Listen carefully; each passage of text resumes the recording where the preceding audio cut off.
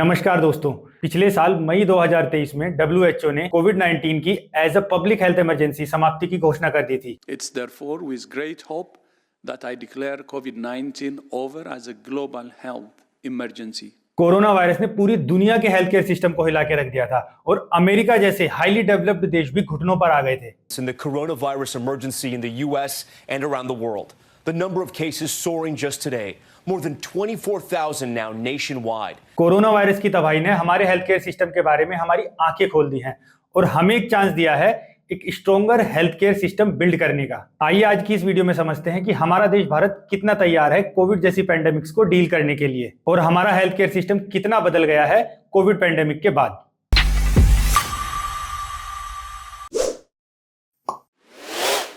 जिस तेजी से कोरोना वायरस फैला उसने दुनिया भर के हेल्थ केयर सिस्टम की कमजोरियों को सामने लाके रख दिया। कोई भी देश इसके सामने सही से टिक नहीं पाया। Even global health security index में जो देश सबसे ऊपर थे उन्हें भी इस वायरस ने रुला के रख दिया था। Recently Asian development bank ADB ने एक रिपोर्ट रिलीज की है जिसमें उन्होंने बताया कि कोविड पेंडेमिक के एक साल बाद भी हेल्थ केयर इमरजेंसी से निपटने की तैयारियों में कोई सुधार नहीं हुआ था, जबकि साल 2020 की शुरुआत में ही एक के बाद एक सभी देशों ने अपने बॉर्डर सील करने शुरू कर दिए थे और लोगों को घर के अंदर रहने के लिए कहा गया था। बिजनेस स्टैंडर्ड की एक रिपोर्ट में कहा गया है कि साल 2021 में 91% इकोनॉमीज के पास कोविड जैसी पब्लिक हेल्थ इमरजेंसी से निपटने के लिए काउंटर मेजर्स जैसे कि कोविड वैक्सीन और एंटीवायरल दवाइयां इनको प्रोवाइड करने के लिए कोई नेशनल रिस्पॉन्स प्लान, प्रोग्राम या गाइडलाइन ही नहीं थी। इस रिपोर्ट में भारत को लेकर भी कोई एनकरेजिंग फाइंडिंग्स नहीं है और हमारे हेल्थ केयर सिस्टम के बारे में इंट्रोस्पेक्शन करने की भी जरूरत है। रिपोर्ट ये कहती है कि ग्लोबल हेल्थ सिक्योरिटी इंडेक्स में साल 2019 में भारत का स्कोर 43.6 से घटकर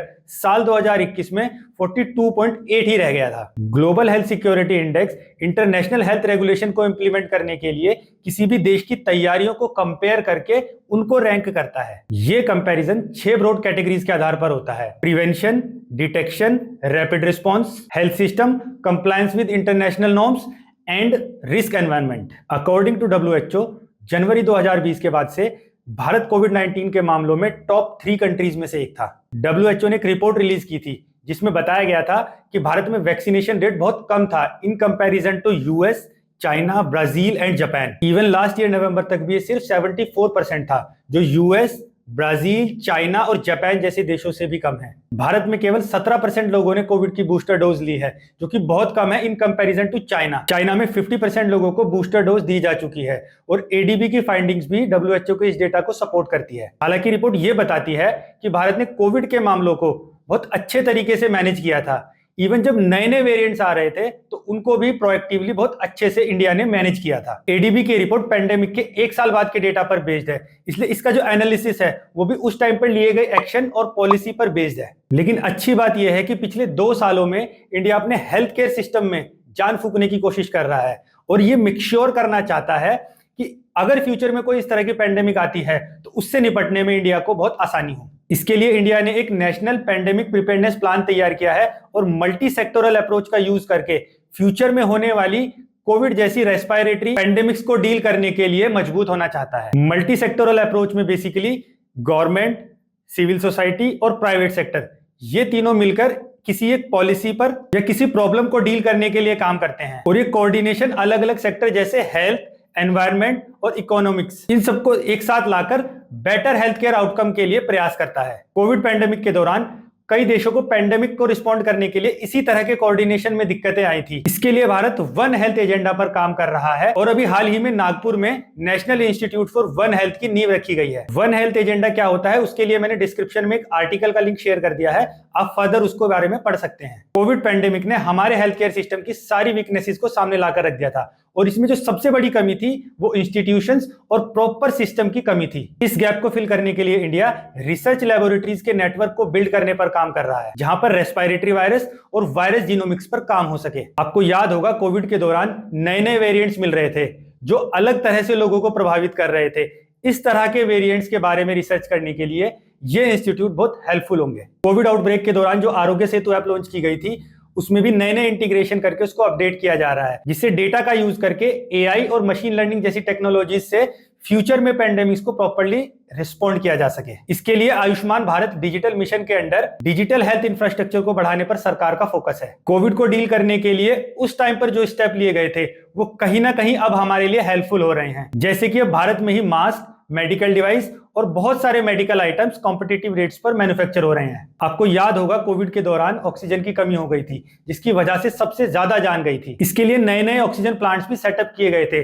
फ्यूचर में ये प्लांट्स और ज्यादा बढ़ते जा रहे हैं। On a positive note, Covid pandemic की वजह से लोगों में हेल्थ केयर को लेकर एक पॉजिटिव चेंज आया है। काफी सारे health care startup Covid pandemic के बाद ही शुरू हुए हैं, जो टेलीमेडिसिन की फैसिलिटीज और दवाइयों की होम डिलीवरी की फैसिलिटीज प्रोवाइड कराते हैं। लेकिन इन सब तैयारियों की सक्सेस केवल एक बात पर डिपेंड करती है कि ग्राउंड लेवल पर इन स्ट्रेटेजीज को कैसे इंप्लीमेंट किया जाता है। क्योंकि इंडिया जैसे देश में जहां पर नेताओं ने घोटाले करने में कोई कोर कसर नहीं छोड़ी हुई है, वहां पर ये सचमुच एक चैलेंजिंग काम है। यही कारण है कि लोग आज भी गवर्नमेंट हॉस्पिटल की जगह पे प्राइवेट हॉस्पिटल को प्रीफर करते हैं अपना इलाज कराने के लिए। कुछ एक गवर्नमेंट इंस्टीट्यूट को छोड़कर ये बात पूरी तरह से सही है। अभी आप किसी सरकारी अस्पताल में जाकर देखिए, लंबी लंबी लाइनें आपको वहां पर मिलेंगी। डेंगू जैसी बीमारी का थोड़ा सा प्रकोप भी पूरे हेल्थ केयर सिस्टम को हिलाकर रख देता है। बेड्स अवेलेबल नहीं होते या एक ही कमरे में बहुत सारे मरीज पड़े हुए मिलेंगे। दिल्ली सरकार के मोहल्ला क्लिनिक का हाल तो आपको पता ही है।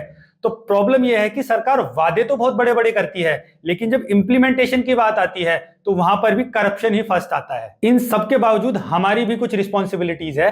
देखिए, जिस तरह के एनवायरनमेंट में हम रह रहे हैं और नेचर के साथ जो खिलवाड़ हम कर रहे हैं ना डेवलपमेंट के नाम पर, ये बात मानकर चलिए कि next pandemic will be deadlier than corona. और WHO भी इसके लिए वार्न कर चुका है। ऐसे केस में हमारी तैयारियां भी फुल प्रूफ होनी चाहिए और हमें अपने स्तर पर भी हेल्थ केयर सिस्टम को सुधारने के लिए काम करना चाहिए। अभी एक बहुत बड़ा कंसर्न एंटीबायोटिक रेजिस्टेंस का है, जिसको लेकर कहा जा रहा है कि ये हमें एक ऐसी पैंडेमिक की तरफ लेकर जा रहा है जिससे बचना बहुत मुश्किल है। जिस तरह से हम एंटीबायोटिक का मिसयूज कर रहे हैं, उसको देखकर लगता है कि नेक्स्ट पेंडेमिक शायद यही ना हो जाए। इस पर यह वीडियो मैंने बनाई है, आप जाकर इसको जरूर देखिए। ये बहुत चिंता का विषय है हेल्थ केयर इंडस्ट्री में। आई होप आपको ये वीडियो पसंद आई होगी। अगर आपको ये वीडियो पसंद आई है तो प्लीज इस वीडियो को लाइक और शेयर जरूर कीजिए। अगर अभी तक आपने चैनल सब्सक्राइब नहीं किया है तो प्लीज इस चैनल को सब्सक्राइब जरूर कीजिए और कमेंट करके बताइए कि नेक्स्ट वीडियो आप किस टॉपिक पर देखना चाहते हैं। इसके अलावा एक मोस्ट इंपोर्टेंट बात दोस्तों, डोंट इग्नोर योर हेल्थ।